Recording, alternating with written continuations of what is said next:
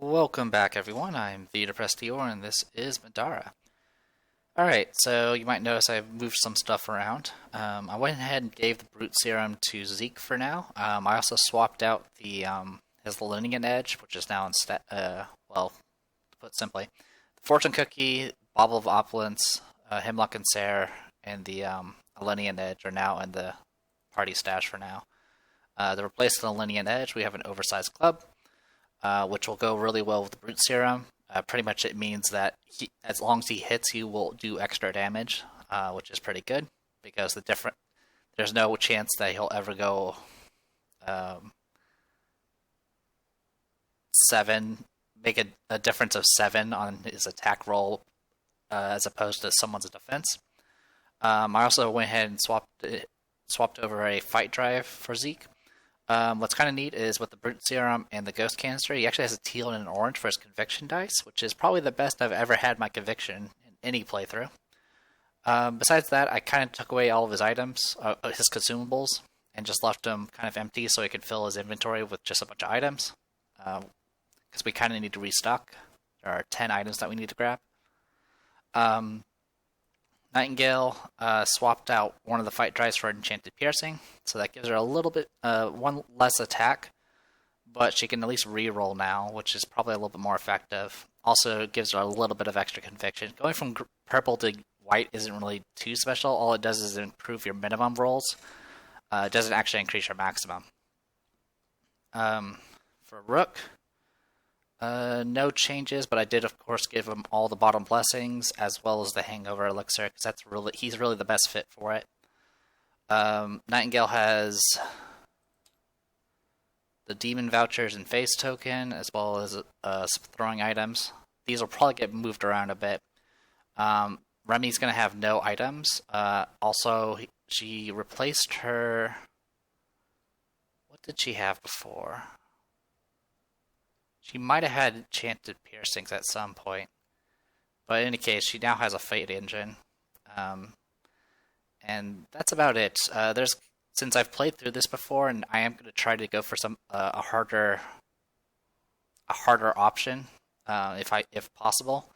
That's part of the reason why I kind of went with less stuff on Remy, because I kind of know what's up ahead, and she's not going to need... everyone else is going to be the ones that need the items more than she does. I was kind of tempted to buy a few items from the consumables, but to be honest, I think we're going to be okay. We'll have multiple encounters to get 3 items each, as well as whatever we get for blue tokens. So it should be okay. Besides that, I think we're good to go. There's not really anything I want to spend skill-wise. This part is going to be mostly just me reading, because all we have left now is the main quest, Imprisoned by Mistake, which you can probably guess what will happen there. I don't think there's anything else to point out. I'm just trying to remember. I think we're good. So let's go ahead and dive right in. So page 115, Imprisoned by Mistake.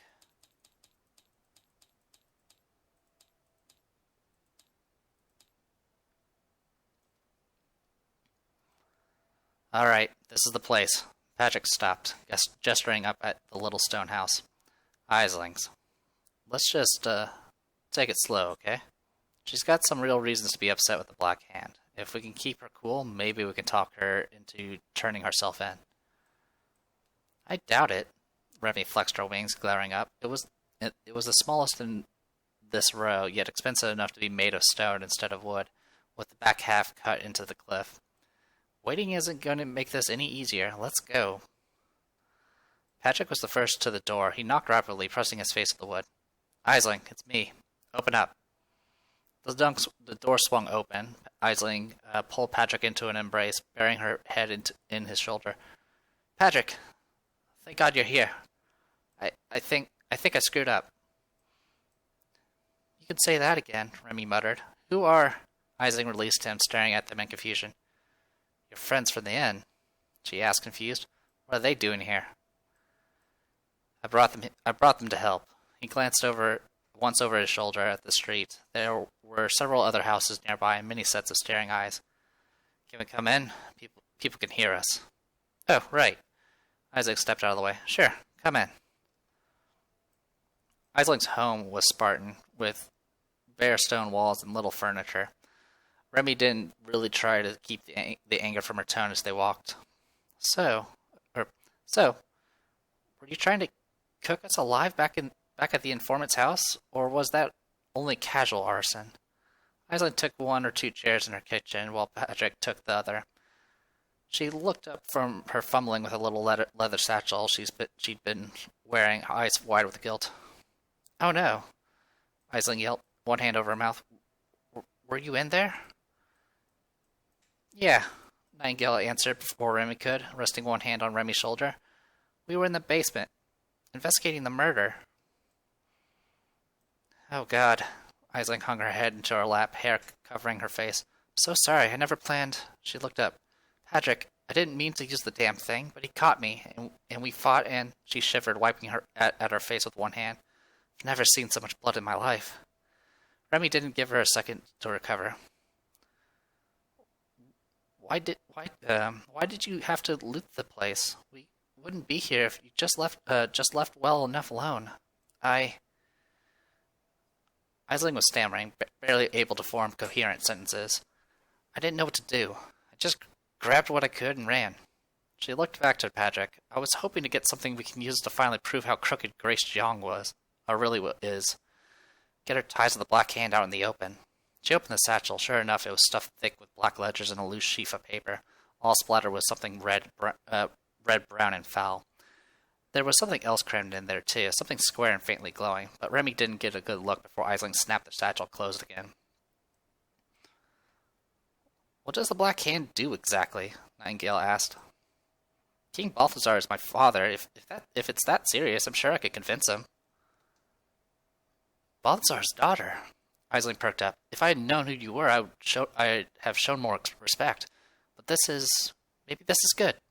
Maybe there's a way we could save this." "Just answer the question," Nightingale demanded. "Fencing stolen property, you already know. They don't really care what something does as long as it'll fetch a high price." Her expression darkened and she glared down at the satchel. "They take no responsibility for what they sell. When innocent people die, well, not their problem. Of course, it's much worse here in Ramstead. Drug rings, prostitution, protection rackets for every business in town, and Malik. I've seen him." Remy couldn't take it anymore. Shut up. I don't care what you think about my father, but don't lie about him to my friends. Maybe his people sometimes forget to ask about where things came from. That doesn't mean he's a killer." Aislinn stiffened, rising from her seat. Your father." The pain was suddenly gone from her voice. Her expression froze, a mask covering everything. She stared at Remy as though seeing her for the first time. "Your father ruined my life. Your father murdered my family. Your father..." Remy smacked Aislinn across the face so hard that she nearly fell off her chair. Aislinn reared back, digging for something in her satchel, fearing it was a weapon. Remy reached for hers, but she wasn't fast enough. With impossible speed, Rook was in between them. He shoved both of them on the shoulders so hard they went tumbling to the floor. Remy scrambled into a crouch. Rook glowered down at both of them. "Hey!" He folded his arms. "We didn't come here to fight. Quit your shit." Nightingale faced Aislinn. "Whatever happened, our friend had nothing to do with it. Remy's been at the Institute with us for the last 2 years. She was on Earth before that." She sighed. "Look, I already told you who I am. Give me those ledgers and I'll deliver them to the king personally. No fighting through bureaucrats, no making your case in court. I'll make Balthazar listen." Something crashed down the hall, making them all jump. "City watch!" Shouts and pounding footsteps echoed through the building. Remy twisted her back around, and she saw burly men and women in uniform rushing through the house, weapons drawn. "Wait!" Nightingale screamed, panic. Remy scrambled to her feet just in time to see Aislinn leap up and through a nearby window. Before the guards could reach them, she rolled over onto the street. She landed cat-like on the pavement outside and darted down a distant alley. Seconds later, they were all in irons. The Grace of Ramstead, 116. Zeke had been looking forward to visiting Ramstead Castle, with its buttressed balconies lofting almost 50 feet over the crashing waves. He hadn't imagined he'd be dragged across the drawbridge in shackles. He found it hard to appreciate the ancient bas-reliefs that lined the throne room with cold iron digging into the skin of his wrists and ankles. Even so, it was impossible to miss his cousin's unusual additions. Elegant landscapes had been replaced with paintings and sculptures depicting the intimate aspects of the human form. Other pieces of the castle's original decor had been defaced, painted over with band logos, or just blacked out to give the new additions a sleazier backdrop.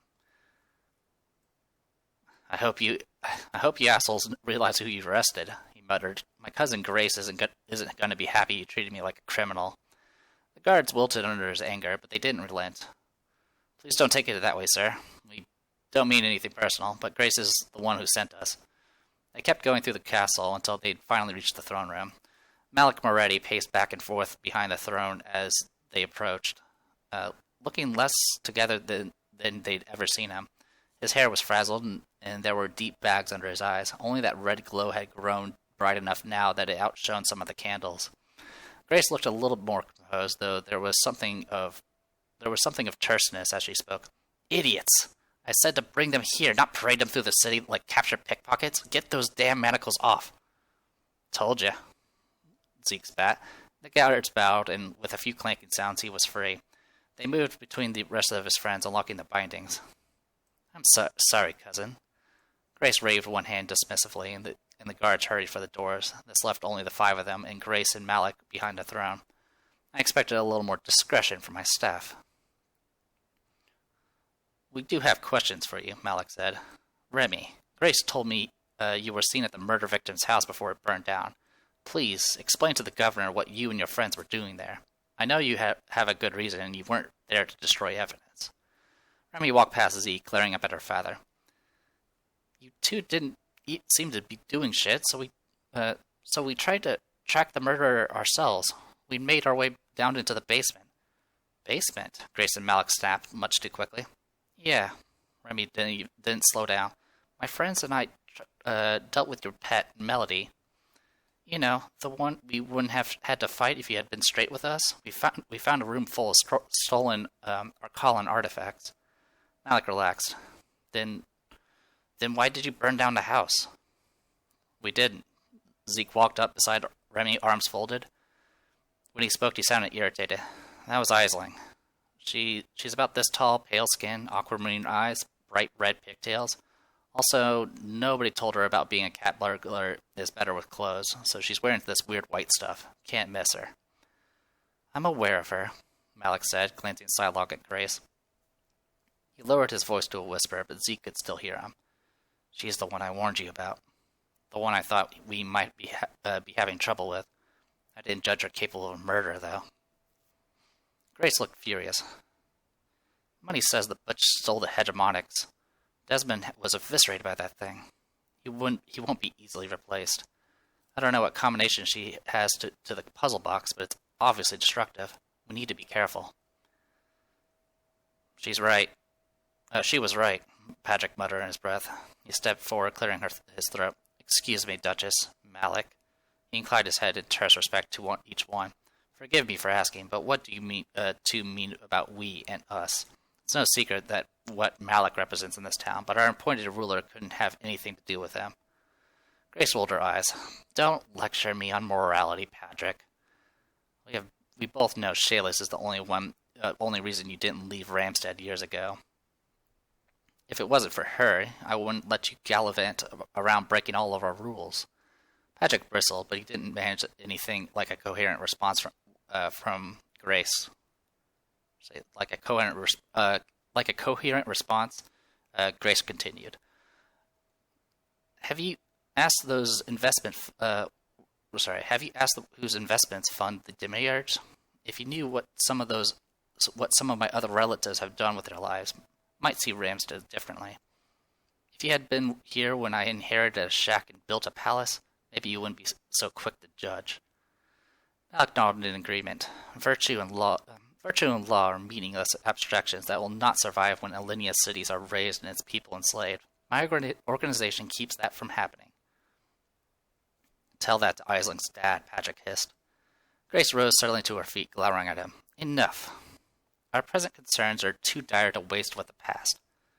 "Indeed," Patrick bowed again with exaggerated formality. "By your leave, Lady Zhang.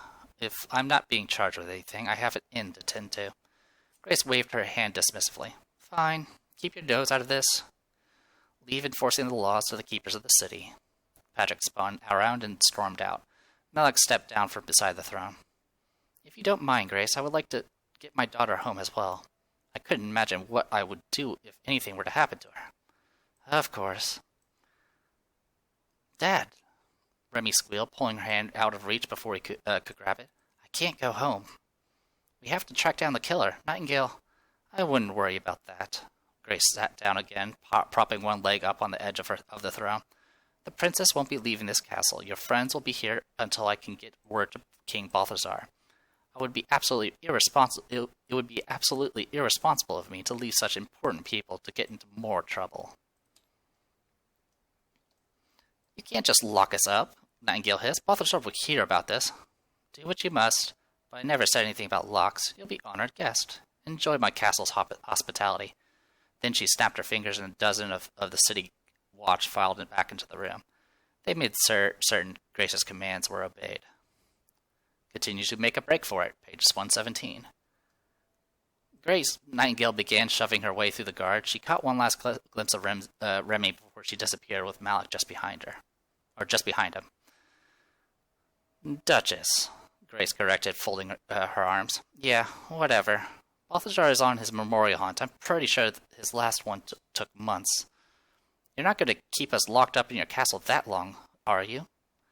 Guards stepped up beside her, then one on either side. They didn't actually grab her, instead looking to Grace for guidance. Apparently they haven't figured out just who they were being told to manhandle. Balthazar will do anything to protect his family, girl. If that means locking you somewhere where you can't hurt yourself, then that's what it takes. The guard snapped into action, strong arms restraining her. Nightingale tensed, but didn't fight. What was she supposed to do, fight city guards just doing their job? Grace leered down at her. Look on the bright side. You're a Middara. At least you won't get any older while you wait. Nightingale took no comfort in the luxury of the prison Grace chose for them, a pair of rooms in her highest tower. It had a wide balcony and an excellent view, none of which she cared about. She spent hours plotting some kind of escape, but she couldn't come up with anything. Remy could have flown down from up here, but none of her friends had wings. Eventually she came up and went to bed, fuming with impotent frustration. Nightingale, wake up. The Maluma's voice cut through whatever dream Nightingale had been having, and she jerked upright. She snatched up the weapon beside her bed, scanning the room for any sign of intruders. By the balcony. She turned and found the oozing gelatinous shape of the Maluma hovering just in front of the glass. Then Patrick walked through it, and the illusion puffed away like smoke. Patrick stopped by the glass door, rapping on it with his knuckles. Then he saw her. He started waving energetically. Nightingale rushed to the door, swinging it open. Patrick, what the hell are you doing here? Shh, not so loud, he hissed, slinking inside after her. They don't know I'm here. Get dressed. I'm busting you out. Nightingale blushed, moving for her still dirty clothes folded on a nearby end table. She snatched them up and darted behind a screen to change as quickly as she could. Did you climb up here? She poked her head around the screen, looking him up and down. That's a harness, isn't it? Yeah, he returned the grin, hefting something off his shoulders and onto the floor in front of her. Metal clanked from inside, wrapped up with several more harnesses and coils of rope. Jailbreak time. Are you insane? Nightingale emerged from behind the screen a moment later, sheathing her weapon before sitting down on the edge of her bed. Patrick, you just broke into the Duchess's castle. Grace already didn't seem to like you. I don't give a damn what that woman likes. She's as rotten as Malik. Patrick kicked the harnesses towards her. Look, so maybe I still owe Shayla's for, he trailed off, some stuff. Anyway, I figured this might make us square. I save her sister. Not just me, Nightingale interrupted. I know. I've got your harnesses for your friends in here too, even Rook. I didn't mean them. Her eyes narrowed. I meant Remy. If we go with you, you help us get her out. Remy doesn't have a damn thing to do with whatever Malik is doing here. Patrick glowered down at her, but Nightingale didn't look away. She wasn't compromising on this. Fine. We'll save Malik's daughter while we're at it. Just put that on the list, why don't you? Maybe Shales will owe me when we're done. He turned away, glancing nervously at the door into the castle. Just wake your friends. I grappled up here, but it's about 200 feet of free rappel. I've never actually done it before. Continued eruption of chaos, page 118. Nightingale sprinted down the streets at the head of her little group, ignoring the stairs. It was a good thing Patrick knew the way. There were dozens of guards on the street, armored in black, along with a row of men carrying buckets and shouting. Nightingale ignored them too, and in the chaos, nobody seemed to move to stop them. In the darkness, even the darkness couldn't entirely conceal the large clouds of smoke rolling overhead, along with a choking odor. She lifted her shirt to her mouth to block out the ash. Hell, we're locked up for an evening and now the city's on fire? It wasn't when I went for you, Patrick said. Come on, we're almost there. Nightingale stopped short as they finally came to Malik's home. The elegant manor was in ruins. The front of the building had been blown to pieces, with striped bricks and chunks of rock showered across the street. Instead of an elegant garden, a makeshift triage had been set up. Several men and women in dark armor had already been covered up with bloody sheets. Nightingale shoved straight through another guard, then past a nervous steward to where Malik was sprawled on a cot. The man wasn't in good shape. Burns covered part of his body, and his belly had been wounded, wrapped with too little bandage. If Remy got hurt because of this, asshole took her home. Malik! There was nothing of deference in Nightingale's voice, only an imperious shout loud enough to be heard over the chaos. He looked up, eyes partially glazed. Is that the arson girl? He asked, voice delirious. Yes. She loomed over him, hissing through gritted teeth. What happened? Aisling. He pointed back towards the house. She was the hegemonics. She summoned an exalted Esper in the middle of my house. But that's not the worst. He bent down, hacking and coughing in pain. But what? Remy, he finally explained. Once she set that thing loose on us, she took my daughter and ran. What's Grace doing? Zeke asked, looking around at the mayhem. She should be sending someone by now. She's probably just finding out about this. Malik's weakness seemed to flee for a moment. He latched onto Nightingale's arm. Arson, you have to save my daughter. Remy shouldn't have to suffer for what I've done. I'll give anything to have her back. Your friend, Patrick, he can go find where Aisling took her. Nightingale yanked her arm free, glowering down at him in disgust. I don't need money to help my friends. He spun around, storming away from him and back to our friends. She left him there, the triage swarming with more and more guards and attendants by the second. Together, the group slipped away before any of Grace's people could arrive and try and detain them again. Well, Patrick, where did she go? Nightingale had no compassion left. Her question was cold. Malik said you know where to find her. Patrick had gone pale, and his hands shook visibly as he checked, and then holstered his gun over and over again. Not at home. She's not an idiot. She talked about a hideout, but I don't know where it is. He stopped in the middle of the empty street, looking defeated. Zeke spoke up, weary at how desperate Nightingale looked.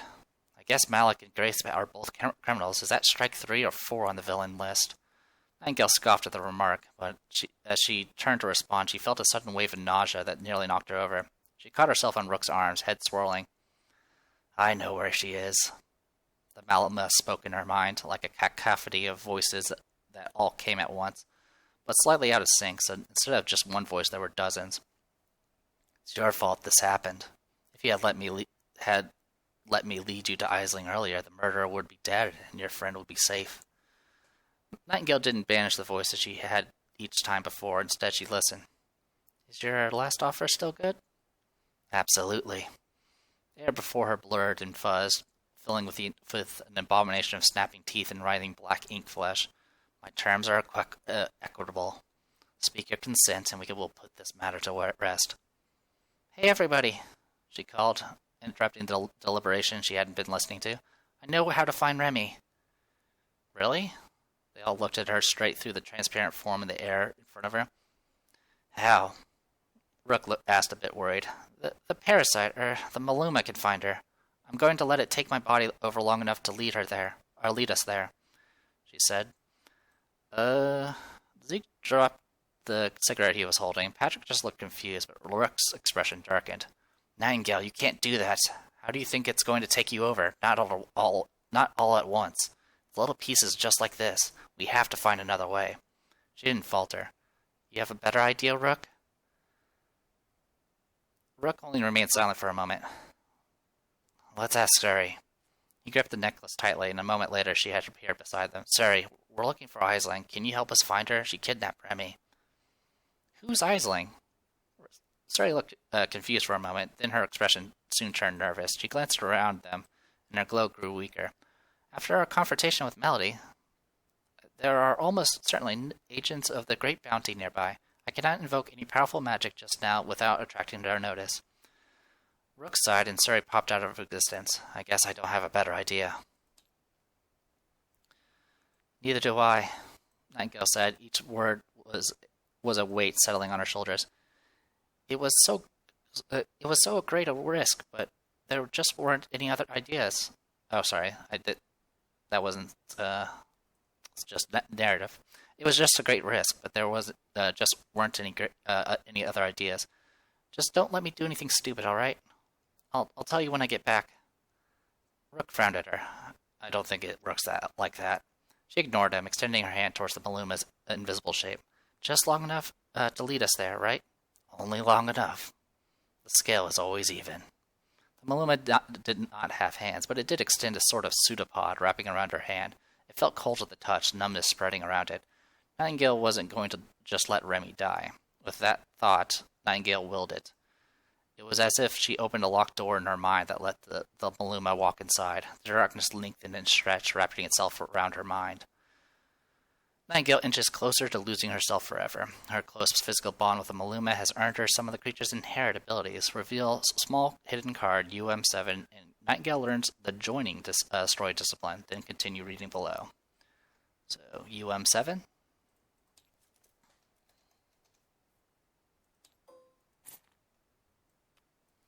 The joining. It's a passive assemblage story. Discipline, -1 health. Gain resistance to magic damage. So she takes half from all magic damage now. She does lose 1 hit point, though. So now she has 17. Nightingale changed. Her skin seemed to fade, going from pale to unnaturally white, more like a corpse left to bleach in the sun than a living person. Rook peered at her with a mixture of academic curiosity and fear. Her green hair seemed to drift as though she were submerged in water he couldn't see. There was also a darkness in her eyes, an expression he'd never seen from her before. Come, Nightingale said. Her voice was flat and emotionless.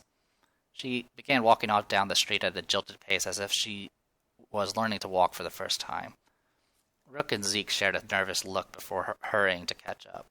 Nightingale's body led them all the way out of the city. She never tired, never slowed, and barely responded to anything they said. Eventually they reached a winding path into the cliffs, with only a foot or so of clearance before a sheer drop into dark water. Nightingale screamed. She was aware of what was happening, but she had no control over her actions. It was as if she was locked inside of her own head, pacing behind the windows of her eyes. Now you see the breadth of your foolishness, the Maluma thought, its voice echoing all around her. It was all she had now, other than the sensations she couldn't control. When Aisling kills them, it'll be no fault of mine. Don't hurt them. We had a deal, Nightingale yelled. Of course, her real mouth never moved. The others couldn't hear her, wouldn't even know she was there. Protecting them wasn't in our terms. The Maluma snapped, smug and absolute. Your body is feeble. Aisling is truly strong. Her despair has forged her into someone that might be worthy of me. Nightingale lashed out. With no body, it felt like a tug of emotion driving her position within the blackness that surrounded her. As she did, though, she felt her spirit suddenly strapped to the floor of her mind, leaving her crushed beneath the weight of her own sorrow. She couldn't even speak anymore. When Aisling eviscerates your friends and grinds them into a paste, I'll be happy to leave your body for a new one. Then the Maluma laughed, loud enough that she couldn't escape it. There wasn't anywhere to go. Be on your guard, Nightingale said, cocking her head to look at Rook, Zeke, and Patrick. There are creatures about. She smiled at them, a little too wide. I think they're hungry. Special. Remy has been kidnapped. Mark her as unselectable on the adventure sheet. So, we have no Remy, and that means no summons. Unselectable. Now, unselectable, unselectable characters will still gain experience. So you don't have to worry about her falling behind or anything like that. Tip, unselectable adventurers. Occasionally, adventurers might become unselectable. While unselectable, adventurers cannot be selected as members of the active group, and their items cannot be shared until they are no longer unselectable. So that's the main reason why I went ahead and took our consumables. There'll be some other things I need to do with a gear grid, but for right now, that's going to be what we have. Alright, Ramstead Cliffsides. I believe at this point we now have the upgraded water loas.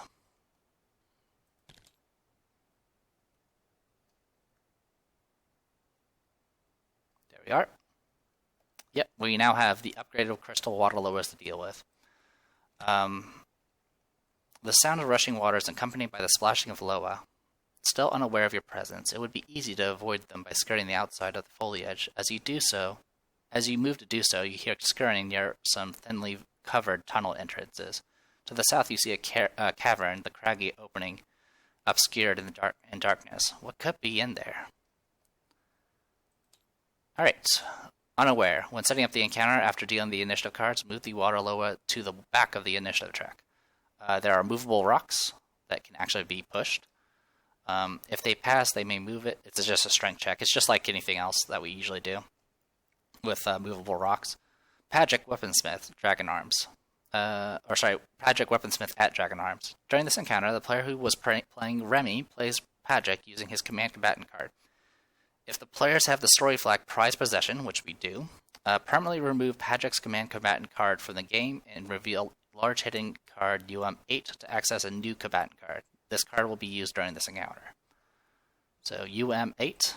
I've already gotten rid of the other card, so we don't need to worry about that one. Essentially, since now he has a shotgun, he now uses said shotgun. We'll just put him... Yeah, he can be... actually, that's not going to work. We'll put him over here. So, this is the new Pagic. He has the Idolator, which is the name of his shotgun, which is a quad-barrel shotgun, by the way. All of his other stats are the same. He does still have Like the Shadows, but now he has some other abilities. He no longer keeps track of energy tokens, he no longer heals or removes effects or anything like that, which can kind of make him a little worse if he actually relied on his support abilities. The Idolator actually does dice damage based off, its dice are based off how far away you are from the target. So if you're right next to the target, you roll a red and a green. Otherwise, every step beyond that will reduce the dice little by little until it's just 2 teal dice. He still gets critical defense, where every time he gets a burst, he can get a dodge token. He has Kill the Messenger, which is just like Kill the Messenger that Nightingale has. He has a regular shotgun blast that costs 2. And then he has Down the Masses, which for him it costs 3, which kind of makes it kind of garbage. Overall, I never really get much out of Patrick, to be honest. His health is a little too low. Well, his health is not the worst, but for whatever reason, he just doesn't survive very long if I send him into the fray, despite him having armor and all that. So overall, he's kind of not the best, but that's okay. But we do have him, and he has a shotgun. We do not have Remy with us, so that'll be removed. And yeah, I need to actually... we do have his figure, so we're good to go on that front. Yep, he's just a command... I can control him like a standard adventurer, essentially. So I can set him wherever I want. We don't have... Okay, we have Nightingale. We don't have our Summoner. Everything else is pretty normal. A few other things of note.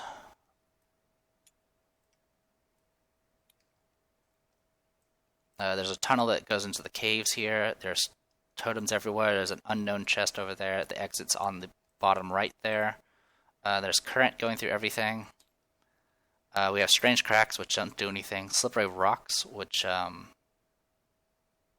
if you fail it, you'll essentially slip off and lose your and immediately end your turn. Dangerous Edge, which is just like the dangerous edges we have dealt with before, where if you step on them or leave them, it will turn into dangerous terrain. You have to make perception checks. The current is slow, so it only moves 1 space. Everything else is pretty much the same. Just get to the blue exit, all that good stuff, and that is it. And Patrick actually goes on normal initiative, so that's good. Loot level is still common. So let's go ahead and set that, and I'm going to go ahead and call this a video. When we come back, we'll give this a shot. So I am the Depressed Eeyore, and this was Middara. See you guys next time.